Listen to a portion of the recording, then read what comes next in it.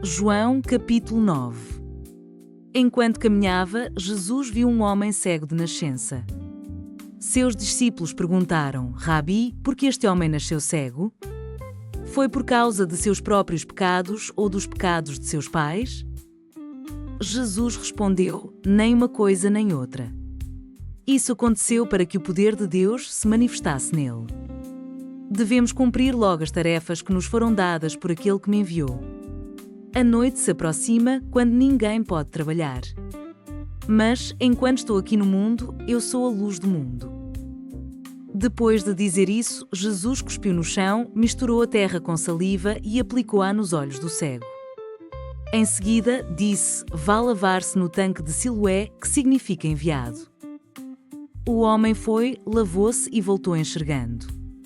Seus vizinhos e outros que o conheciam como mendigo começaram a perguntar: não é este o homem que costumava ficar sentado pedindo esmolas? Alguns diziam que sim e outros diziam: não, apenas parece com ele. O mendigo, porém, insistia: sim, sou eu mesmo. Quem curou você? Perguntaram eles. O que aconteceu?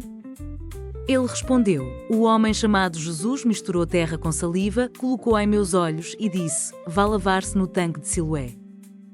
Eu fui e me lavei e agora posso ver. Onde está esse homem? Perguntaram. Não sei, respondeu ele. Então levaram aos fariseus o homem que havia sido cego, pois foi no sábado que Jesus misturou terra com saliva e o curou. Os fariseus encheram o homem de perguntas sobre o que havia acontecido e ele respondeu: ele colocou terra com saliva em meus olhos e, depois que eu me lavei, passei a enxergar. Alguns dos fariseus disseram: esse homem não é de Deus, pois trabalha no sábado. Outros disseram: mas como um pecador poderia fazer sinais como esse? E havia entre eles uma divergência de opiniões.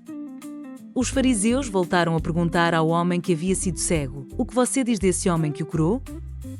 Ele deve ser profeta, respondeu o homem. Os líderes judeus se recusavam a crer que ele havia sido cego e estava curado, por isso mandaram chamar os pais dele e perguntaram: ele é seu filho? Ele nasceu cego? Se foi, como pode ver agora? Os pais responderam: sabemos que ele é nosso filho e que nasceu cego, mas não sabemos como pode ver agora nem quem o curou. Ele tem idade suficiente para falar por si mesmo. Perguntem a ele. Seus pais disseram isso por medo dos líderes judeus, pois estes haviam anunciado que, se alguém dissesse que Jesus era o Cristo, seria expulso da sinagoga. Por isso disseram: ele tem idade suficiente. Perguntem a ele. Então, pela segunda vez, chamaram o homem que havia sido cego e lhe disseram: Deus é quem deve receber glória por aquilo que aconteceu, pois sabemos que esse Jesus é pecador. Não sei se ele é pecador, respondeu o homem. Mas uma coisa sei, eu era cego e agora vejo. Mas o que ele fez? Perguntaram. Como ele o curou? Eu já lhes disse, exclamou o homem. Vocês não ouviram? Porque querem ouvir outra vez? Por acaso também querem se tornar discípulos dele? Então eles o insultaram e disseram: você é discípulo dele, mas nós somos discípulos de Moisés. Sabemos que Deus falou a Moisés, mas nem sabemos de onde vem esse homem. Que coisa mais estranha, respondeu o homem. Ele curou meus olhos e vocês não sabem de onde ele vem? Sabemos que Deus não atende pecadores, mas está pronto a ouvir aqueles que o adoram e fazem a sua vontade. Desde o princípio do mundo, ninguém foi capaz de abrir os olhos de um cego de nascença. Se esse homem não fosse de Deus, não teria conseguido fazê-lo. Você nasceu inteiramente pecador, disseram eles. E quer ensinar a nós? Então o expulsaram da sinagoga. Quando Jesus soube do que havia acontecido, procurou o homem e lhe disse: você crê no Filho do Homem?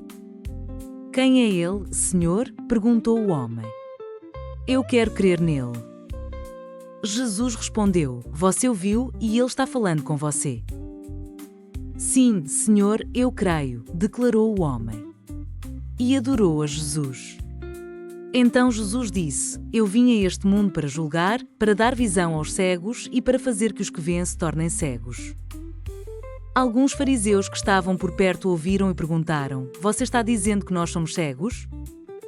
Se vocês fossem cegos, não seriam culpados, respondeu Jesus. Mas a culpa de vocês permanece, pois afirmam que podem ver.